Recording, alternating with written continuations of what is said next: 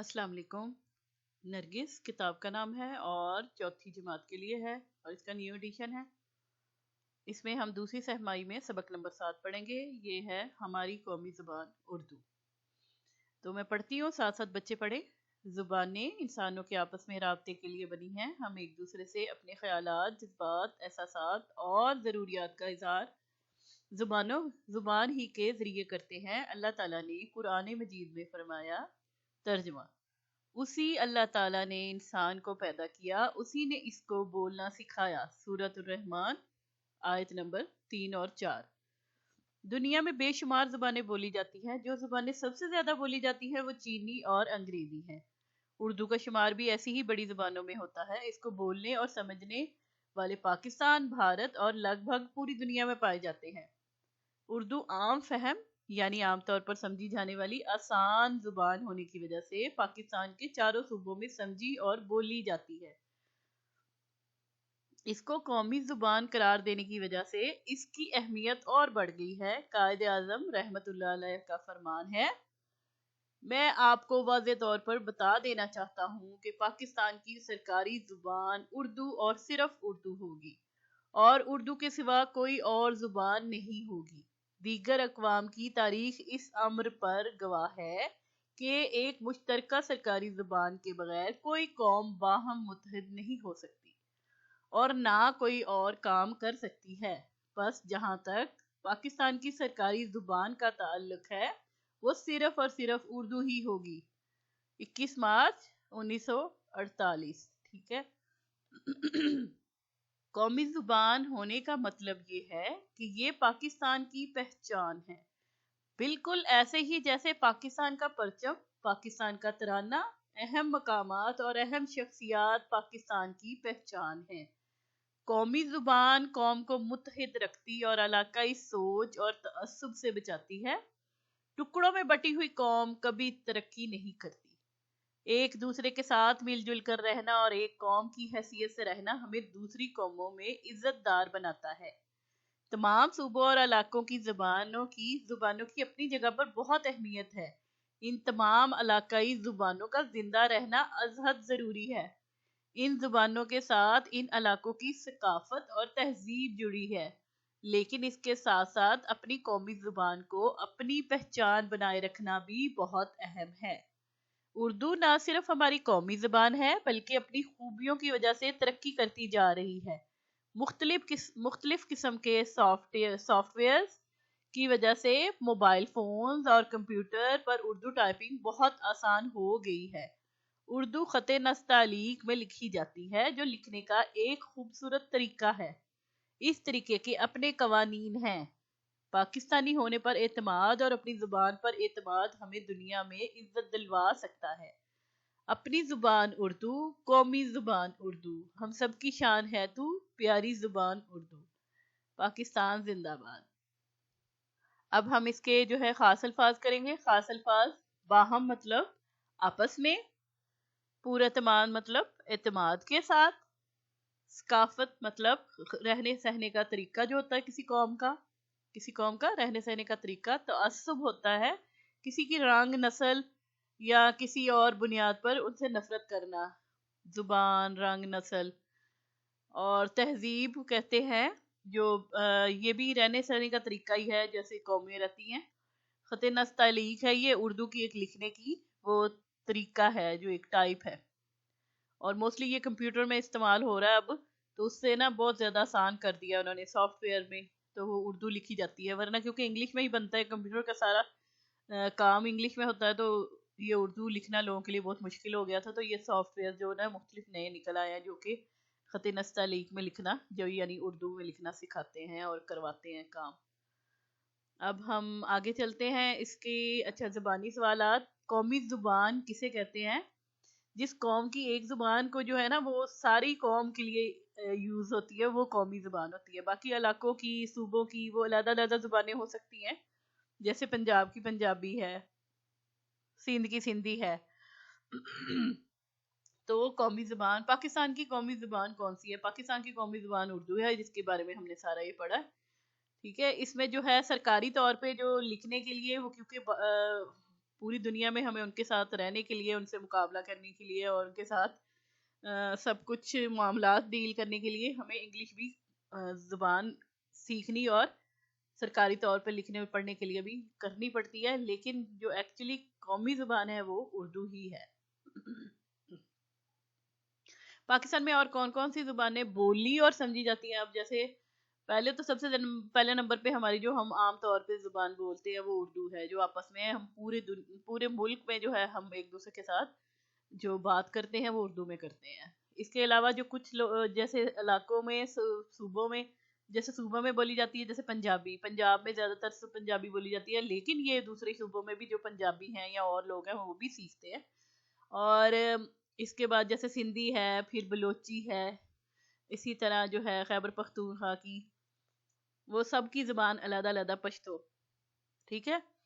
لیکن اس کے ساتھ ساتھ جو ہے نا پھر بھی یہ جو بیچ میں کچھ ایسے علاقوں کی بھی ہیں، جیسے مطلب تھوڑا سا اس میں زبان میں سے نا تھوڑا سا لہجہ بدل جاتا ہے، جیسے وہی رہتی ہے زبان لیکن لہجہ بدل جاتا ہے۔ جیسے اگر آپ پنجاب میں ہی فیصل آباد ہے، اس کے ساتھ جھانگ ہے، اس کا بالکل لہجہ ڈفرینٹ ہے، ایسے وہ لہجے بدلتے جاتے ہیں اور زبان وہ جیسے سرائکی ہے، یہ بھی ہے جیسے کچھ لوگ کچھ علاقوں میں بولی جاتی ہے، ایسے نا زبانیں مختلف چھوٹی چھوٹی بھی ہیں جو علاقائی اور صوبائی بھی ہیں، لیکن جو سب کو ایک جوڑتی ہے، سارے ملک کو ایک بناتی ہے، وہ قومی زبان اردو ہے۔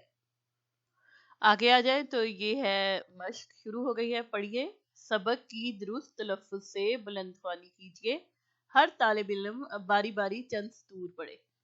تو اردو کو اس کی جو ہے وہ بلند خوانی کرنی ہے، پڑھنا ہے ساتھ ساتھ۔ خاص الفاظ، سبق میں دیے گئے خاص الفاظ کے معنی کتاب میں دی گئی فرہنگ سے دیکھ کر کاپی میں نقل کیجیے۔ میں نے بتا دیے ہیں پیچھے ہر کتاب کے موجود ہے جہاں سے آپ دیکھ کے لکھ سکتے ہیں۔ معروضی سوالات، درست جواب کے دائرے کو پینسل سے بھریے اور خالی جگہ میں لکھیے۔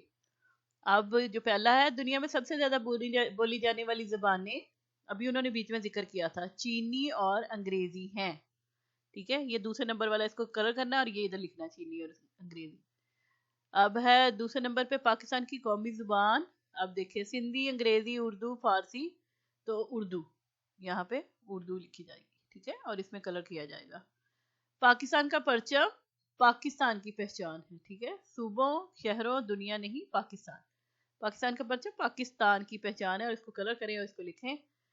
آگے ہے علاقائی، دنیاوی، صوبائی اور وفاقی۔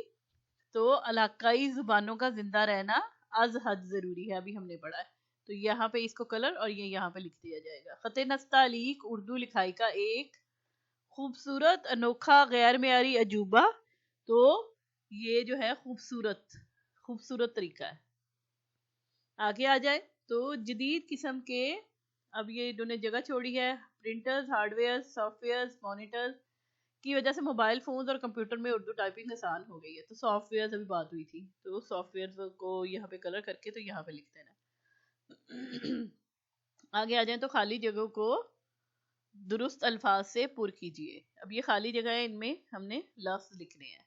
ہم اپنے خیالات، احساسات اور جذبات کا اظہار زبان کے ذریعے کرتے ہیں، ابھی پڑھا تھا ہم نے، پیچھے جا کے بچہ دیکھ سکتا ہے، جو بھی ہم نے پڑھا تھا وہ سبق میں سے دیکھ کے تو یہاں پہ لکھ سکتا ہے۔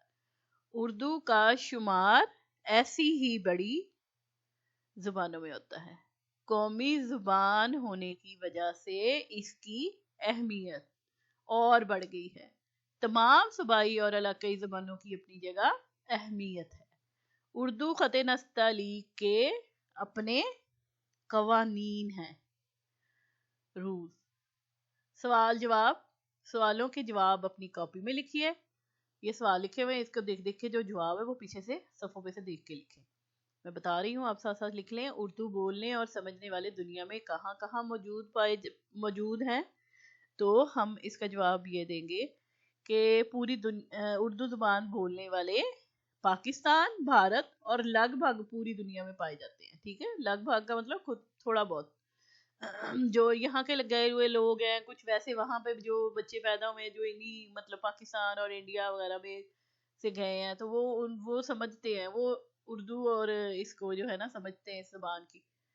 زبانیں کس لیے بنی ہیں؟ تو زبانیں آپس میں رابطے کے لیے بنی ہیں۔ قومی زبان ہمیں کس چیز سے بچاتی ہے؟ قومی زبان علاقائی سوچ اور تعصب سے بچاتی ہے۔ پاکستان کے صوبوں میں اردو زبان کی کیا اہمیت ہے؟ اردو عام فہم یعنی عام طور پر سمجھی جانے والی آسان زبان ہونے کی وجہ سے چاروں صوبوں میں سمجھی اور بولی جاتی ہے۔ آگے ہے، ہمیں دنیا میں کیا چیز عزت دلوا سکتی ہے؟ تو پاکستانی ہونے پر اعتماد اور اپنی زبان اردو پر اعتماد ہمیں دنیا میں عزت دلوا سکتا ہے۔ تو آگے ہے، خط نستعلیق سے کیا مراد ہے؟ خط نستعلیق دراصل اردو کا ایک خوبصورت رسم الخط ہے، رائٹنگ سٹائل، ٹھیک ہے؟ جیسے مختلف رائٹنگ سٹائل ہے تو وہ اسی طرح یہ اردو کے لیے خط نستعلیق یوز کیا جاتا ہے۔ آگے ہے، دیے گئے الفاظ کو اپنے جملوں میں استعمال کیجئے۔ تو سب سے پہلے ہے متحد۔ تو ہم بنا سکتے ہیں اس کا جملہ کہ ہم متحد ہو کر ہی اپنے وطن کا نام روشن کر سکتے ہیں۔ اگلا ہے ثقافت۔ کل میلے سے ہم لوگوں نے پنجابی ثقافت کی نادر و نایاب اشیاء خریدی۔ زبان، مولوی عبدالحق نے اردو زبان کی ترقی کے لیے بہت کام کیا ہے۔ اگلا ہے ترقی۔ تو پاکستان کے چاروں صوبوں کے اتحاد اور تعاون سے دن بدن پاکستان ترقی کر رہا ہے۔ عزت، بڑوں کی عزت کرنے سے ہمیشہ معاشرے میں اعلیٰ مقام ملتا ہے۔ قواعد، دیے گئے جملوں کو ضرورت کے مطابق تبدیل کیجیے۔ رموز اوقاف کا بھی استعمال کیجیے۔ مثال، لڑکے کو علم حاصل کرنے کا شوق تھا۔ منفی جملہ اس کا یہ ہے، لڑکے کو علم حاصل کرنے کا شوق نہیں تھا۔ دنیا میں بے شمار زبانیں بولی جاتی ہیں۔ استفہامیہ جملہ، کیا دنیا میں بے شمار زبانیں بولی جاتی ہیں؟ Question mark. اچھا، اب یہ جو ہے اس کا جو ہے انہوں نے لکھا ہے کہ منفی جملہ بنانا ہے۔ کل کراچی میں بارش ہو رہی تھی۔ تو اب اس کا بنائے گا کہ کل کراچی میں بارش نہیں ہو رہی تھی، ٹھیک ہے؟ منفی جملہ کرنا ہے۔ آج اتوار ہے۔ تو استفہامیہ جملہ ہے، کیا آج اتوار ہے؟ مطلب کوسچن مارک۔